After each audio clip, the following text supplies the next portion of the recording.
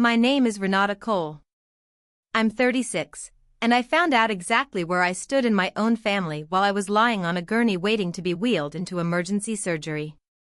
4 hours earlier I had collapsed at my desk.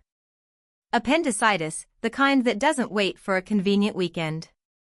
My husband, Marcus, was on a flight back from a conference and wouldn't land for another 5 hours. My father lived 11 minutes from the hospital. I know because I'd timed it once, driving to drop off groceries he never once picked up himself. He said he couldn't make it. He told the nurse who called him one sentence, and that sentence is the reason you're watching this video. She's a grown woman, she'll be fine, my flight's in the morning. My father was going to Scottsdale. A golf trip with 3 men from his old company, planned for months, 4 rounds and a steakhouse dinner he'd been talking about at every family gathering since March. My younger brother Theo was 2 states away doing nothing in particular, and he didn't answer his phone at all. What I did in the next hour from that gurney took 9 years and a little over $300,000 and put a stop to it. And that isn't even the part that broke the room open. The part that broke the room open walked in 8 hours later, carrying a shoebox held shut with a rubber band, and she said 9 words that none of them saw coming. If you've ever been the one who always shows up while nobody shows up for you, stay with me. Drop a comment telling me who actually came when you needed them, and subscribe if stories like this hit close to home. I want to start with the phone call, because that's where the floor gave out from under me. I was in a curtained pre-op bay, and 4 taped into the back of my hand, waiting for a surgeon who kept getting pulled into other emergencies. The nurse, a woman named Priya with kind, tired eyes, had called my emergency contact for me because my hands were shaking too hard to hold the phone steady. My father, Walter Cole, 61, was contact number 1. He had been contact number 1 since my mother died when I was 24, which is its own kind of joke, because being someone's emergency contact should mean something. Priya came back around the curtain with a look I'd remember for the rest of my life. Careful. Apologetic on someone else's behalf. He said you'd be fine. He said his flight's early and he didn't want to be up all night. I didn't cry. I want you to understand that, because everyone expects the woman on the gurney to fall apart, and I didn't. Something in me went very still and very clear instead, the way water goes still right before it freezes. I asked her for my phone. You should know who I was before that gurney, because it explains everything that came after. I grew up the responsible one in a house that ran on my father's moods and my mother's exhaustion. When she got sick, I was the one who drove her to chemo on weekdays because Walter couldn't take the time off, even though he could always take the time off for golf. When she died, I was the one who planned the funeral, because Theo was too broken up to deal with logistics, and my father needed someone to handle the caterer. I became a supply chain analyst for a logistics company downtown, the kind of job where you get very good at noticing where things quietly go missing. I read spreadsheets the way other people read novels. Numbers tell you the truth even when people don't. For 9 years, I had been sending my father $700 a month. I told myself it was for the mortgage he claimed he was underwater on since retiring early. I never said the total out loud to anyone, not even Marcus, because saying it meant admitting how long I'd let it go on. Lying on that gurney, waiting for a man who had chosen a steakhouse dinner over my surgery, I finally did the math I'd been avoiding for 9 years. The first thing I did was not revenge.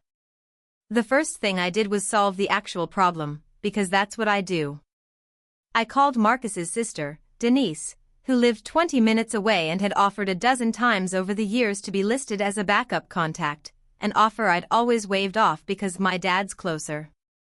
She picked up on the second ring, heard 4 sentences, and said she'd be there in 15 minutes. She was there in 12, sitting beside my gurney holding my good hand when they finally wheeled me back, because that's what family is supposed to look like, and I'd forgotten.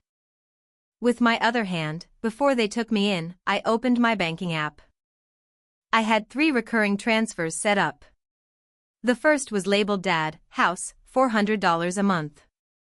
The second was labeled Dad, Meds, $300 a month. The third, smaller and older, I'd almost forgotten existed, labeled simply T, $200 a month, sent to my brother Theo since he'd gotten between jobs 4 years ago and never quite gotten back to one. $900 a month, times 9 years for my father's transfers, plus 4 years for Theo's. I let the app do the arithmetic. It came to just over $113,000 to my father and just under $10,000 to my brother, and that was before I even opened the transaction history further back, to a set of larger, one-time transfers I'd made over the years for emergencies. A roof. A car repair. A medical bill that turned out, months later in an offhand comment from an aunt, to have actually been a timeshare deposit. When I added those in, the number came to just over $311,000. I pressed cancel on the first transfer. Recurring transfer cancelled. The second. The third. 3 taps, maybe 15 seconds, and 9 years simply stopped, the way a tap stops when you turn the handle. I felt no triumph. Just a strange, flat clarity, like a spreadsheet finally balancing after you find the error that had been throwing everything off by exactly one wrong cell. Then they wheeled me back for surgery, and I didn't think about any of it again until I woke up. I came out of anesthesia in a recovery room with Denise still there, and Marcus landed 2 hours after that, sprinting through the terminal the second he got my text. He held my face in both hands and apologized for not being there, even though none of it was his fault, and I told him the only person who owed me an apology wasn't him. My father texted the next morning. Hope surgery went okay. Let me know if you need anything before I take off. Before he took off. For Scottsdale. Not should I come see you, not I'm sorry I wasn't there. Just a checkbox he wanted cleared off his conscience before 4 rounds of golf. I didn't answer. I was busy building a spreadsheet. I want to tell you about my Aunt Colette here, because she's the reason this story doesn't end the way you think it will. Colette was my mother's older sister, 71, sharp as a blade under a soft cardigan, the kind of woman who remembers everyone's birthday and also remembers exactly who didn't show up to the funeral on time. She and my father had never gotten along, not since my mother's illness, when Colette had watched him disappear for entire weekends clearing his head while her sister lost hair in clumps on the bathroom floor. Colette had tried, more than once over the years, to tell me something about my father's finances. I'd always changed the subject, because I loved him in the stubborn, loyal way you love a parent even when the math doesn't support it, and because some part of me suspected that if I let her finish the sentence, I'd have to stop sending the money, and stopping felt like admitting 9 years had been a waste. 2 days after my surgery, still in the hospital, propped up with a laptop on a rolling table because building a spreadsheet has always been the thing that calms my hands, I finally did the math properly. I exported 9 years of statements and sorted every transfer by where it actually went, the way I sort supplier invoices at work when a shipment doesn't add up. The mortgage payments I believed I was helping cover had, according to the county records I pulled that afternoon, been on a house my father had actually paid off 6 years earlier. The medication costs, when I cross-referenced them against what little Medicare data I could find through an old family email thread, came to a fraction of what I'd been sending. A large chunk of the money had gone towards something the statements simply called, over and over across 9 years, Ridgeline Club, membership dues. A private golf club. My father had been a member of a private golf club, funded largely by me, for 6 years, while telling me the mortgage was crushing him. I printed the summary. 1 clean page, 11 rows. That evening, my phone rang, and it was my father, his voice doing the wounded but reasonable thing it always does before it turns sharp. Renata, I got a notification the transfer didn't go through. Everything okay on your end? Not are you okay? Not how was the surgery? The transfer. I told him evenly that I'd cancelled it and that I knew about Ridgeline. There was a silence on the line I will remember for the rest of my life, the sound of a man realizing the story he'd been telling for years had just met the one person who could check his math. You don't understand the situation, he said. A man needs something for himself. Your mother would have wanted. I hung up before he could finish putting my dead mother's name on his golf membership. He tried Theo next, apparently, because Theo called me an hour later, panicked, asking what I'd done and why the $200 hadn't landed, and did I know how hard it was to find work in this economy, and I was being dramatic about one missed golf trip. One missed golf trip. My brother genuinely believed that was the whole story, because our father had spent years making sure Theo never saw the full ledger either, only ever hearing the version where I was doing fine and could obviously afford it, a phrase I now understood had been doing enormous work in that family for a very long time. I told Theo I loved him, and that he was welcome to ask our father directly where the money he'd been living on had actually come from, and that I had to go feed myself dinner through a straw because I'd just had my appendix removed. He didn't call back for 17 days. My father did what people like him always do when the warmth stops working. He escalated to the family group text.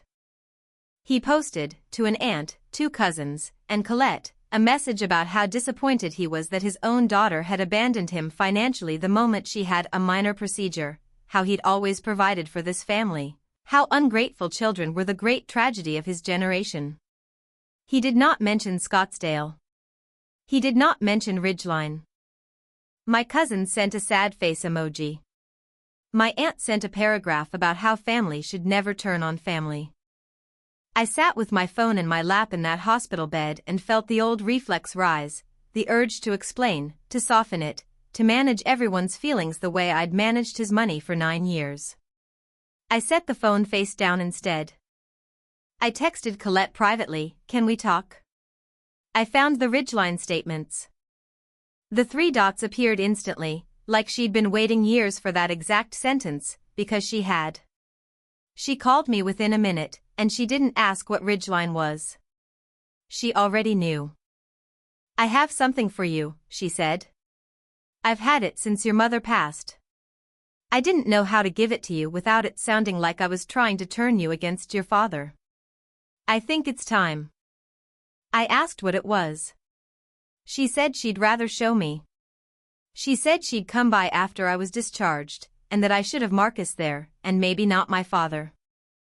3 days later, home from the hospital, still moving carefully, sitting on my couch with a heating pad against my side, Colette walked in carrying a shoebox held shut with a thick rubber band gone soft with age. She set it on my coffee table the way you set down something you've been carrying a long time. "I promised your mother I'd keep this until it mattered," she said. "I think it matters now." Inside were letters. My mother's handwriting, dozens of pages, written across the last 18 months of her life to Colette, the 2 of them writing back and forth because my mother hadn't trusted phone calls with what she wanted to say. And clipped to the letters, bank statements. My mother's own statements, from an account my father never knew she'd kept separate, in her maiden name, funded quietly for years from a small inheritance of her own. I want to give you the numbers, because everything after this turns on them. My mother had left behind an account worth just over $90,000. She had never told my father about it, because in her last year, watching him vanish for golf weekends while she lost her hair, she had stopped trusting him with anything that mattered. In the letters, she wrote about me. She wrote, "In June of the year she died, Renata is the only one who shows up. Walter will let her carry all of it and call it love. I want to make sure that when I'm gone, someone finally carries her." She had set the account up in trust, through a small firm in town, naming me as sole beneficiary, to be released either at my request or automatically on my 40th birthday, whichever came first. Colette had been named the person who would know when the moment was right to tell me it existed, because my mother, even dying, had understood her husband well enough to know he'd have found a way to get his hands on it if he'd learned of it too soon. She knew what he was, Colette said quietly. She just never had the strength left to say it out loud while she was alive. She said it in ink instead. I sat with that shoebox in my lap and felt something in my chest that wasn't grief and wasn't anger, exactly. It was closer to being finally, fully seen by someone I'd thought hadn't seen me at all. Here's how it settled, because I know you want to know. I called the firm the following week. The account was real, the trust was clean, and within a month the funds were mine, along with a folder of my mother's letters I now keep in a drawer I open more often than I probably should. I did not cut my father off entirely. I'm not in the business of pretending 9 years and a lifetime of complicated love simply evaporate because a debt got settled. But I stopped being his bank. The transfers stayed cancelled. When he calls now, and he does every few weeks, his voice carefully warmer than it used to be, I answer, and I'm polite, and I do not reach for my banking app. Ridgeline sent a dues notice to his house 4 months later. I know because Theo mentioned it, laughing at first, then going quiet when he did his own math out loud on the phone with me and realized exactly what that laugh had cost me for 9 years. He apologized. It was the first real apology anyone in that house had given me since my mother died, and I believed it, because it came with him actually changing how he talks to our father now, not just how he talks to me. Colette comes for dinner most Sundays. She brings the shoebox sometimes, not because there's anything left to find in it, but because, she says, it's good for both of us to remember what it held. If there's one thing that hospital bed and a shoebox with a rubber band taught me, it's this: the people who call you the strong one are usually just naming the person they've quietly decided they'll never have to show up for. And the day you stop being their safety net is the day you finally get to be something better, which for me was simply a daughter to the mother who'd been carrying me all along, even after she was gone. That's my story. A gurney, a golf trip, and a shoebox that changed everything. If this reminded you to ask where your money's really going, or to check who actually shows up when you're the one who's down, take that as your sign. If you know someone who's always cast as the strong one, send them this video, drop a comment, and I'll see you in the next one.